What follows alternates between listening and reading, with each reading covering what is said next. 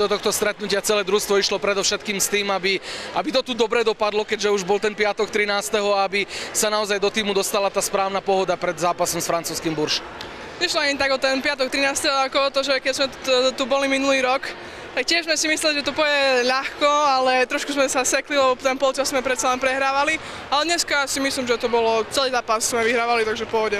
Ale museli ste o to víťazstvo zabojovať, domáce hrízli. Samozrejme, vždy musíme bojovať. Ale predsa len v tomto to bolo o niečo taký tušit bol ten súboj, pretože naozaj ešte aj po tom polčase bolo to tam len o 14 bodov, cítili stále šancu, že môžu niečo na majstra uhrať. Tak ono, viete, vždy keď hráte proti takémuto superovi ako sme my, tak sa vyhecujete a že áno, tak porazíme Good Angels a tak, ale neporazili. Aj ty si sa nejakým spôsobom hecovala, predsa len, či už v tvojom prípade, alebo možno v prípade ďalších mladších spoluhráčov, stále bojujete o to miesto na slnku, blíži sa veľký zápas v Steel Arene, takže asi by si rada vybehla na tú palubovku. No kto by rád nevybehol pred 8000 divákmi na palubovku, zase takto si to povedzme. Ale nie, tak pre nás mladé hráčky je každý zápas dôležitý, takže to sa nemusíš pýtať, že či sa hecujeme alebo nie.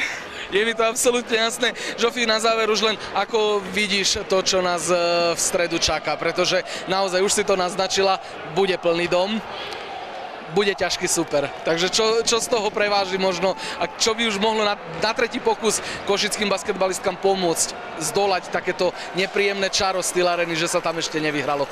Tak počuj, prídu diváci, ty ich rozhecuješ jak minule, až sa bude zakláňať a vyhráme. Skvelé, ďakujem veľmi pekne, Žofi.